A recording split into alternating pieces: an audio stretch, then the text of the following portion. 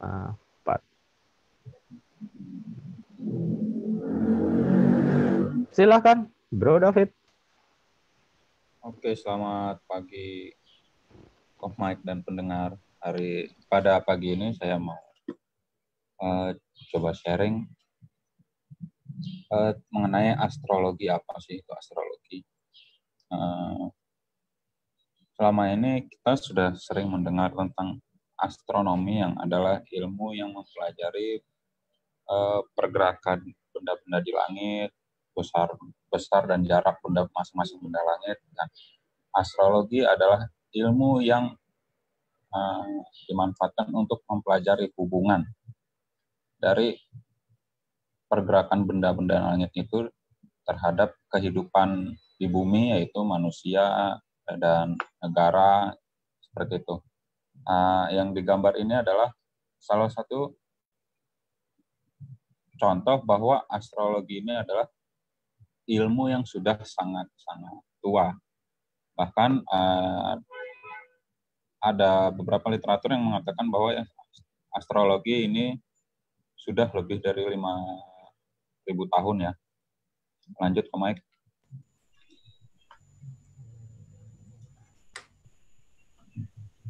Oh ya, gini ya. Astrologi ini ada dalam beberapa kebudayaan kuno seperti Babilonia, Mesir, Cina juga memiliki astrologi. Nusantara sendiri punya astrologi Jawa gitu kan. Salah satunya tentang Pranatawangsa. Nah, astrologi pada umumnya dikenal orang pada bagian dasar adalah untuk memahami zodiak. Seperti banyak terlihat di majalah-majalah, zodiak saya hari ini apa sih? Zodiak saya apa dan bagaimana yang akan terjadi pada saya hari ini, seperti ramalan-ramalan yang seperti itu yang sangat dasar, yang seringkali orang-orang nggak bisa setuju dengan hasil-hasilnya dengan alasan-alasan tertentu di balik itu gitu ya. Nanti akan dijelaskan mengapa banyak orang nggak bisa match sama hasil bacaan di dalam buku-buku itu. Nah, ini salah satu contoh, buku-buku ini adalah salah satu contoh bahwa astrologi dalam dunia barat ini bukan saja digunakan untuk memprediksi tentang perjodohan hari ini, tentang sial enggaknya kita hari ini, tapi lebih kepada hal-hal yang memang punya dampak dalam kehidupan, misalnya ekonomi ya. Ini digunakan untuk memperhitungkan petunjuk-petunjuk tentang finansial kita untuk orang-orang yang bermain saham ini. Bahkan di dunia barat sudah menggunakan astrologi untuk memperhitungkan tindakan mereka, apakah mereka harus beli atau mereka harus tahan. Nah, ini buku-bukunya, ini orang-orang barat semua yang tulis, bukan bahasa Indonesia ya. Lanjut kok.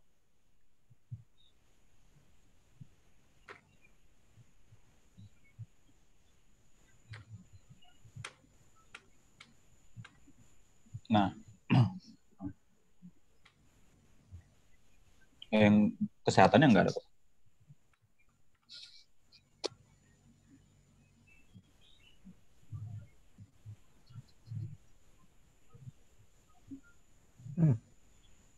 Kok error ya ininya gambarnya? Ini nggak apa-apa kok. Selain untuk finansial, astrologi juga dipakai di dunia barat sana untuk mengetahui tentang kesehatan seseorang. Jadi astrologi for apa gitu ya, astrologi Medical astrologi. Medical astrologi apa ya? Medical astrologi.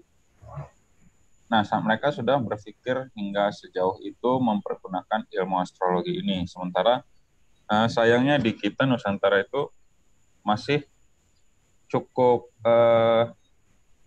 happy dengan menggunakan astrologi di bagian kulitnya, yaitu hanya bagian zodiaknya saja. Nah, ini adalah salah satu contoh untuk natal chart. Apa sih natal chart?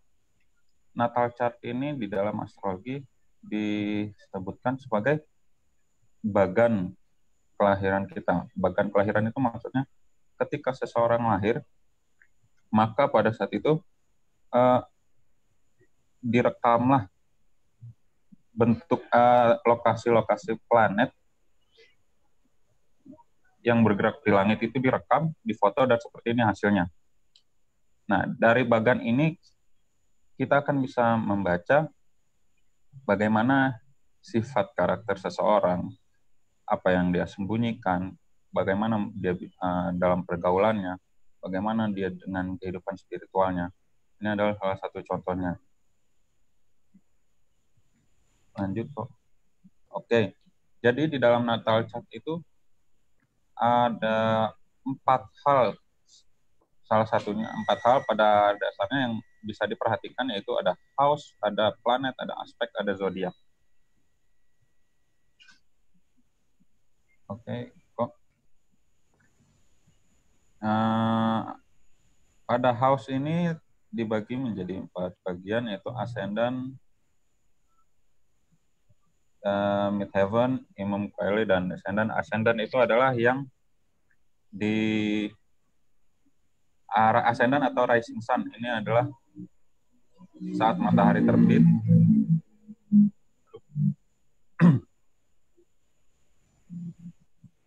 Pergerakannya dari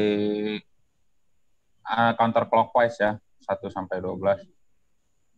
Yang digunakan dalam astrologi ini, kita akan melihat tentang ascendant dan midheaven-nya. Ascendant itu bisa diasosiasikan sebagai persona kita, topeng kita, dan midheaven itu adalah apa yang dilihat orang dari kita.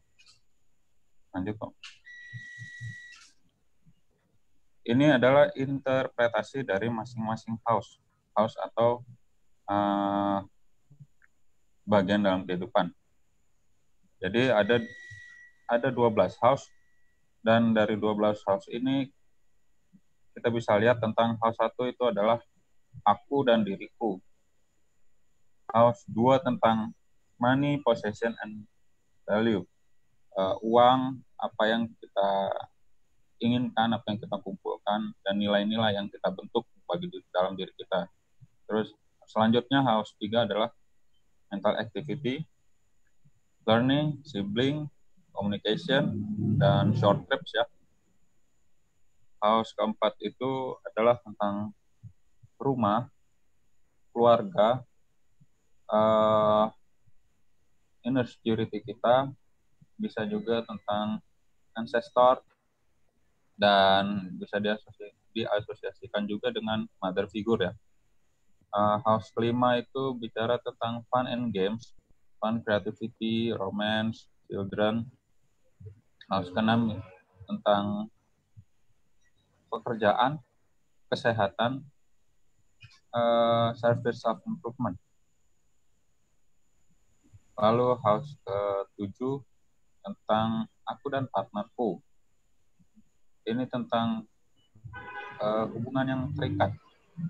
Berbeda dengan house ke-5 yang lebih fun, lebih ringan gitu. Kalau house 7 itu dia sifatnya mengikat legal, marriage and other partnership.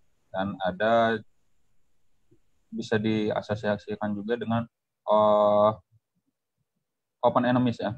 Open enemies ini maksudnya karena dia bersifat mengikat, jadi punya kemungkinan bahwa sesuatu di kemudian hari mungkin terjadi kekeliruan dan apa yang tadinya terikat bisa terlepas. House ke-8 itu sering diasosiasikan sebagai rumah tentang transformasi, tentang perubahan, tentang kematian. Kematian di sini tidak selalu berkaitan dengan berakhirnya kehidupan, tapi transformasi itu sendiri, perubahan.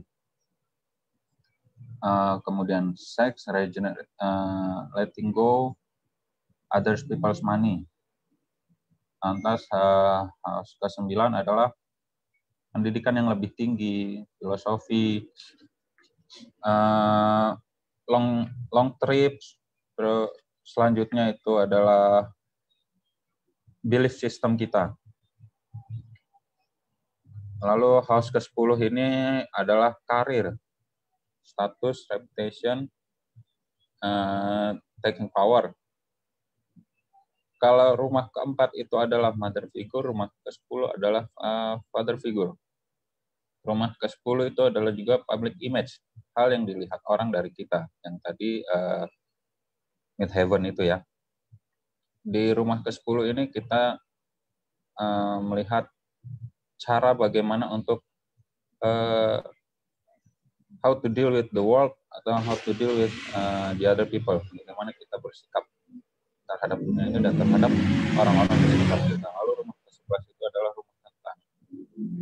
rumah tentang hopes and wishes, rumah tentang kelompok, hidup kelompok. House of humanitarians, kehidupan kita bersosial. Lalu house ke-12, rumah ke-12 itu adalah institusi, transcendence and self-sabotage kita. Hal-hal yang tersembunyi, behind the scenes, dan spiritual world. Lanjut. Lalu di sini kita bisa lihat yang sering dibacakan di majalah-majalah adalah zodiak. Zodiak ada 12 zodiak ya. Bisa kita lihat bahwa rumah 1 itu ditempati oleh Aries, seperti yang ada di dalam gambar ini, teman-teman bisa lihat. House 2 itu Taurus, House 3 Gemini, House 4 Cancer, House 5 Leo, House 6 Virgo, House 7 Libra, House 8 Scorpio, House 9 Sagittarius, House 10 Capricorn, House 11 itu ada Aquarius, House 12 ada Pisces. Masuk ke pengertiannya. Nah, seperti ini teman-teman bisa lihat, ini cara bacanya ya teman-teman.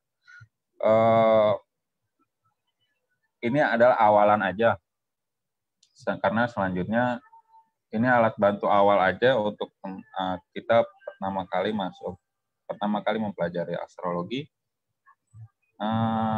Penjelasan-penjelasan ini dasar yang akan kita pakai pertama kali kita belajar untuk memahami apa sih Aries itu, sifatnya bagaimana. Oh, ternyata Aries itu sosok pemimpin yang cenderung kurang sabaran, dia suka ngambil resiko dan orientasinya adalah pada aksi. Yang penting lakukan, mikirnya nanti dulu, penting lakukan. Nah, seperti itu. Lalu Taurus itu dia sosoknya sabar, dia itu pencari kenikmatan, materialis, gigih, dan konservatif. Gemini suka berubah, pandai, gugup, punya fokus, haus serbaguna. Lalu ada Cancer, sensitif, penyayang, nasuh, moody. Sifatnya itu penuh kekeluargaan ya. Cancer juga bisa disebut cenayang. Maksudnya apa sih cenayang? Mungkin bisa dibilang bisa merasakan dunia sekitarnya lagi. Lalu Leo, pemimpin, menarik, murah hati. Sosok pemimpin, sosok yang menarik, sosok yang murah hati, keras kepala, dan memegang kendali. Ini kita baca dulu aja ya teman-teman. Lalu ada Virgo, teratur, sosoknya itu teratur, praktis, rajin, berhati-hati, memastikan segalanya. Sosok Virgo memastikan segalanya maksudnya apa sih? Perfeksionis ya. Perfeksionis, dia kalau dia sudah misalnya perfeksionis itu dia maunya yang sudah dibilang, yang ada di dalam pikiran dia baik, jangan diganggu, ya sudah, seperti itu. Mungkin seperti itu ya. Libra itu orang romantis tapi sekaligus sulit memutuskan, demokrasi juga. Lalu ada sosial, harmoni, dan mau membantu ringan tangan gitu ya. Scorpio ini orang sosok yang penuh gairah, bersemangat, gigih, dan emosional. Lalu ada Sagittarius. Sagittarius itu dia gambarnya itu gambar panah ya, dia berarti gambar panah yang di target ke atas itu yang misalnya diartikan ketika panah itu dilepas dia akan bergerak melesat tinggi dan jauh, jangkauannya jauh, artinya itu cara berpikir yang jauh, cara berpikir yang tinggi, optimis, jiwanya bebas, petualang, dan pemimpin. Lalu ada Capricorn. Capricorn ini bisa diasosiasikan sebagai seorang sosok yang kerja keras, bisa diandalkan, berhati-hati, praktis, dan realis. Capricorn ini digambarkan sebagai kambing gunung. Kalau teman-teman ingat dengan video-video atau foto-foto kambing gunung yang manjat tebing yang curam, itu yang kita gunakan sebagai gambaran yang seorang sosok yang bekerja keras dan penuh kehati-hatian, gitu ya, praktis dan realis. Lalu ada Aquarius, mandiri, individualis, pemberontak, gigih, dan mengasihi sesama. Sosok yang pemberontak dia ya, Aquarius itu. Kemudian ada Pisces. Pisces ini sosok yang bisa dikatakan sensitif, pemimpi, kreatif, penderma, dan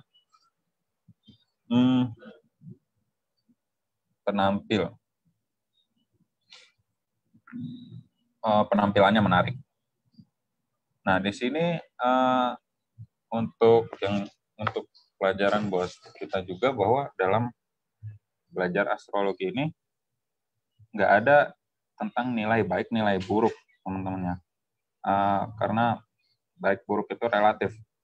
Kita bisa katakan di sini orang yang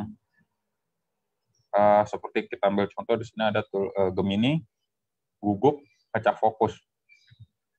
Pecah fokus dan gugup itu dalam satu hal, dalam beberapa hal, mungkin itu terkesan buruk, tapi pada hal-hal peristiwa tertentu, mungkin itu bisa sangat membantu. Jadi dalam astrologi ini kita akan diajarkan untuk bisa memposisikan diri. Gitu.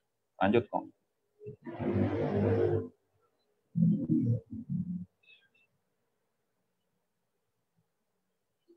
Oke, di sini kita lihat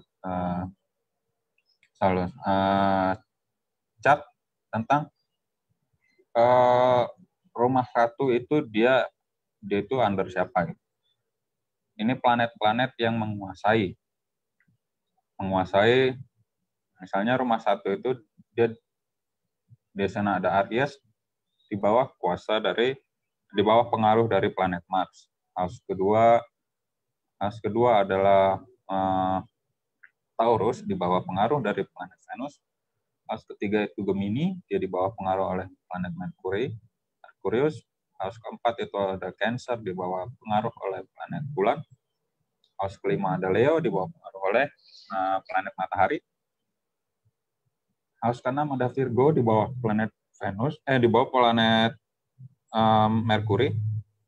House ketujuh ada Libra di bawah planet Venus.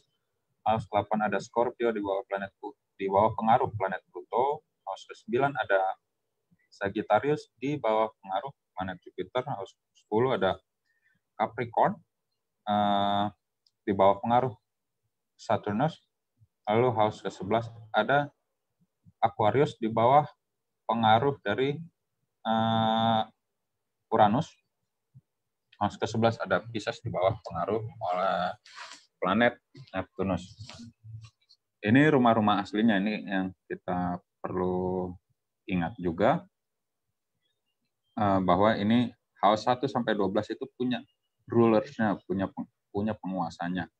Jadi Aries itu asalnya itu di house 1.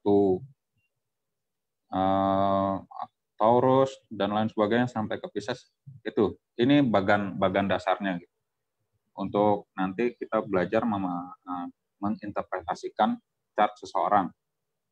Lanjut, Pak Mike. Nah, ini penjelasan interpretasi dasar tentang planet Sun, Moon, Mercury, Venus, Mars, Jupiter, Saturnus, Uranus, Neptune, Pluto, North Node atau Rahu, dan South Node atau Ketu. Nanti kita akan sering bilangnya North Node itu sebagai Rahu dan South Node itu sebagai Ketu. Sun.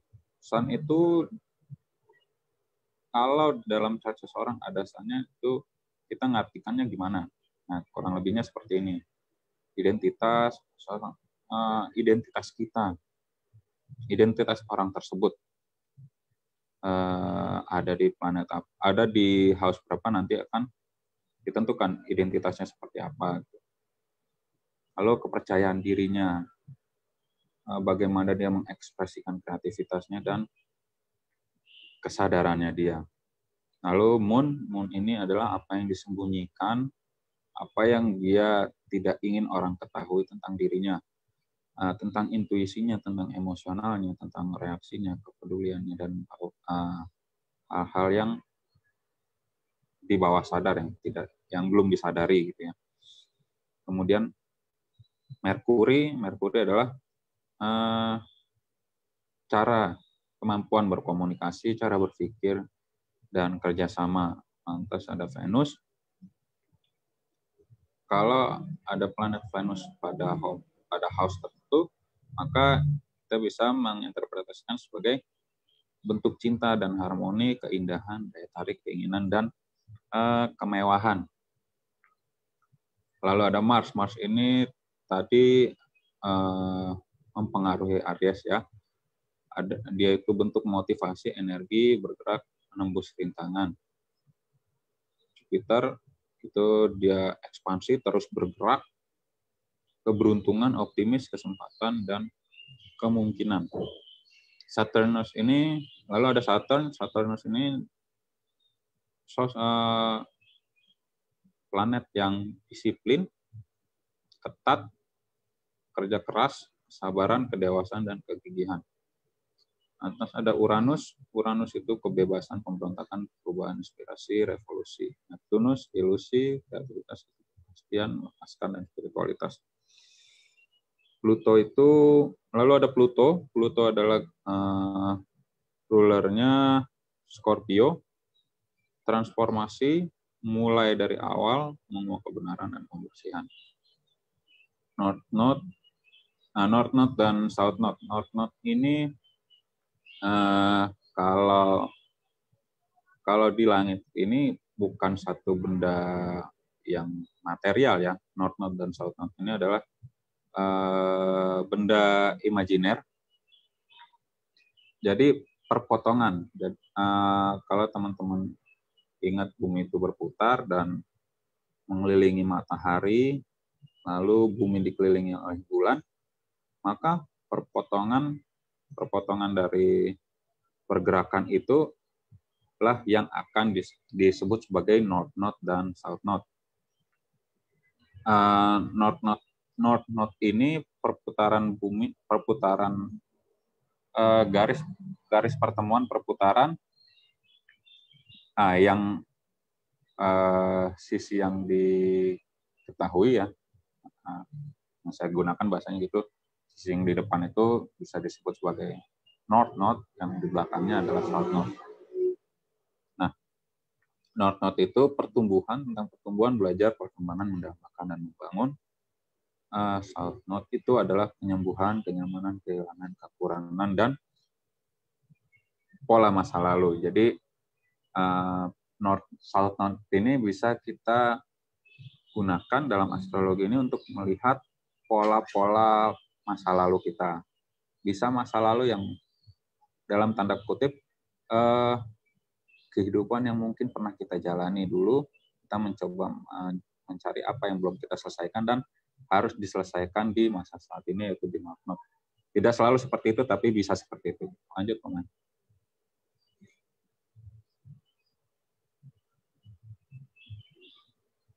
Oke, ini tadi ya. House itu apa? Jadi house itu adalah area dalam kehidupan kita.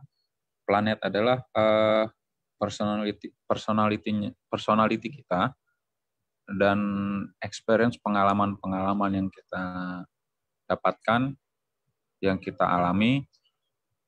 Lalu ada zodiak. Zodiak itu sifatnya, nuansa dan atau karakternya. Lanjut ke Mike.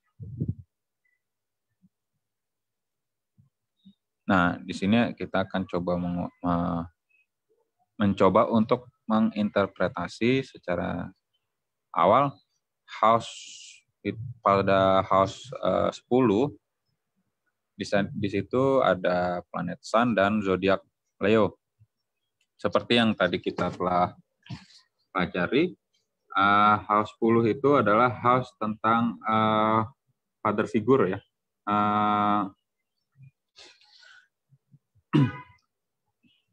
Cara orang melihat kita, bukan cara ya, tapi bagaimana orang melihat kita. Dia kan ada di midheaven, house 10 itu ya. House 10 itu tentang karir kita. Lalu juga ada public image. Nah, tadi seperti yang saya bilang, bagaimana kita menghadapi dunia, bagaimana kita menghadapi orang-orang di sekitar kita. Dan lalu planet yang dialami itu adalah sun. Sun itu identitas kita. Sun itu sifatnya itu bersinar, terang, sangat terang gitu kan. Dia mau dilihat. Lalu bersifat Leo. Leo ini riang. Leo ini persis di bawah pengaruh Sun. Jadi dominan sangat mencolok sekali ya dalam area kehidupan di karirnya. Orang ini yang Leonya ada di Sun-nya ada di Leo itu, dia akan sangat cemerlang dalam hal karir ya. Kalau menurut chart ini gitu. Lalu pada house 8, house transformasi, di situ ada moon. Moon itu sifatnya nurturing, yaitu kalau Sun itu menggambarkan sama seperti house 10 yang father figure. Sun itu father figure, moon itu mother figure, tapi bukan Sun yang laki-laki perempuan gitu ya, tapi lebih ke feminim maskulin gitu maksudnya ya, yang no gender lah, tapi lebih ke sifatnya. Moon itu nurturing. Scorpio itu dia kalau gambarannya itu kalajengking ya. Kalajengking kan dia bergerak menggali ke dalam gitu, menggalikan ke dalam. Jadi maksudnya house ke-8 itu dalam rumah transformasi ini, di situ rumah ke-8 itu dia ada moon, berarti hal yang tidak ingin disembunyikan, yang ingin dia sembunyikan, yang dia tidak ingin perlihatkan kepada orang lain adalah dia tuh orangnya dia tuh peduli sama orang, memperhatikan orang sampai kedalamannya gitu, sampai kedalaman orang itu. Jadi dia harus dia memperhatikan seseorang itu detail. Transformasi. Dan karena itu rumah transformasi, mungkin dari sana orang yang di house 8-nya ada moon di Scorpio, dia akan mengalami perubahan-perubahan karena hal-hal itu ya, karena dia karena sikap kepeduliannya, karena sikap kepeduliannya kepada orang lain. Itu cara baca saya. Lalu rumah ke-7 itu adalah ikatan legal yang tadi ya, pasangan resmi, misalnya istri, lalu ada partner kerja. Tapi kalau untuk partner kerja itu pendekatannya sebenarnya lebih ke rumah 10 ya, rumah 10 atau 11. Tapi house 7 bisa juga dikatakan partner kerja karena tadi itu legal partner ya. Kan bisnis di sini ada ada Jupiter di Capricornnya. Capricornnya itu tadi pekerja keras. Capricornnya itu dia pekerja keras, dan Jupiternya itu adalah bergerak, terus bergerak, ekspansi. Nah, pada area 7 ini yang legal, maksudnya apa? Maksudnya dia itu perlahan tapi pasti terus melakukan ekspansi ya, bisa dibilang untuk memperluas rekan-rekan bisnisnya, memperluas lingkungan apa? Oh, ini saya harus berbisnis dengan orang ini. Oh, saya harus dekat dengan si Anu gitu kan, sifat Jupiter. Kalau dalam hal bisnis, orang-orang ini bisa dikatakan luar biasa gitu ya. Tapi jangan digunakan pendekatan tadi mengenai kehidupan pernikahan ya. Karena Jupiter itu yang sifatnya ekspansif, dia bergerak terus membesar, bukan diartikan bahwa dia akan terus bergerak mencari pasangan lagi, mencari istri lagi, mencari suami lagi, jangan seperti itu ya. Kita gunakan hal-hal yang lumrah aja ya, kayak misalnya bisnis itu tadi. Lalu di situ ada rumah keempat ini adalah rumah tentang di mana kita lahir, di mana kita membesarkan keluarga kita. Yang tadi sempat saya bilang juga banyak tentang mother figure ya, atau feminim energinya itu yang nurturing gitu, penuh kekeluargaan. Di situ ada Venus. Venus itu dia rulernya Taurus, dan apa tadi ya, di rumah ke-5 ya. Nah, Venus itu sifatnya nurturing. Venus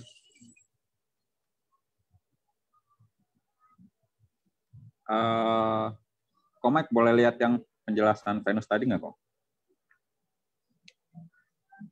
Penjelasan planet Venus. Ya, interpretasi. Nih, Venus cinta, dia harmonis, keindahan, daya tarik, keinginan, dan kemewahan. Venus pada house 4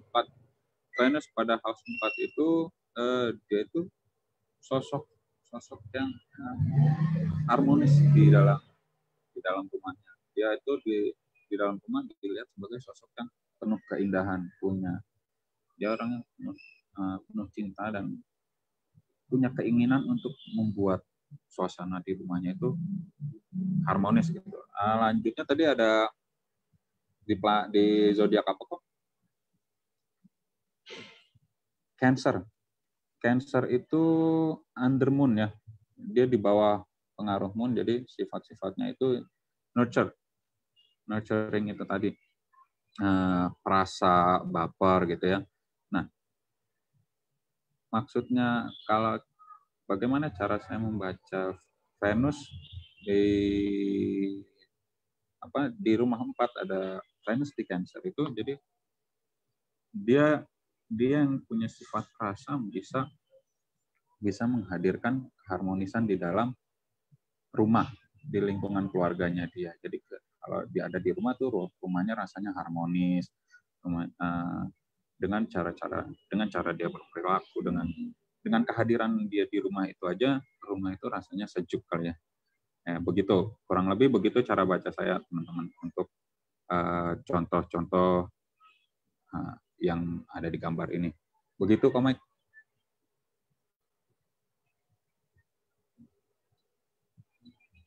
Nah, selanjutnya ada retrograde. Di sini saya mau cerita sedikit retrograde itu apa sih.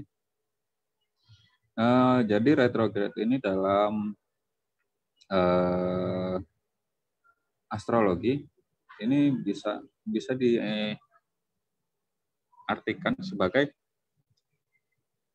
hal yang perlu ada gitu. Jadi apa sih yang perlu Misalnya di sini contohnya ada eh, House 5, kita lihat House 5 ya, di situ ada Neptunus, Sagittarius, lalu retrograde. Harusnya, jadi maksudnya harusnya orang ini tuh kalau Neptunus itu kan dia pemimpi ya, dan Sagittarius itu berpikir dan berpikirnya jauh dan tinggi gitu. Jadi dapat energi Neptunus di house 5 gitu. Jadi house of romance, house of fun and games, house of creativity. Jadi dalam dia itu bisa harusnya di dalam dunia artnya saya akan bahas bicara tentang artnya. Semestinya orang yang chartnya begini di bidang seninya itu di dalam berkesenian ataupun olahraga dia itu mestinya sosok yang cemerlang gitu ya. Tapi di sini ada retrograde. Retrograde ini bisa diartikan dia tidak serta-merta bisa langsung seperti itu gitu. Dia perlu satu trigger dari luar, cenderung dari luar, hal-hal yang datang kepada dia untuk membangunkan energi yang ada di house 5 ini tadi.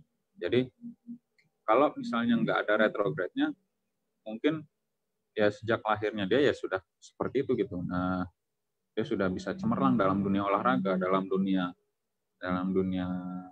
kesenian, dalam bidang kesenian, dan mungkin dalam percintaan. Tapi karena di situ ada retrograde, maka dia perlu trigger, dia perlu satu penggerak dari luar supaya energinya itu maksimal, supaya chart ini ceritanya supaya chart ini bisa terjadi, bisa berlaku sama dia secara optimal gitu. Begitu yang bisa saya ceritakan tentang retrograde. Jadi hal yang perlu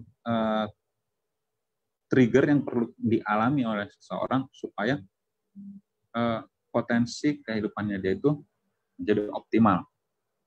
Kurang lebih begitu yang bisa saya ceritakan pada pagi hari ini tentang astrologi. Begitu, Pak Mike.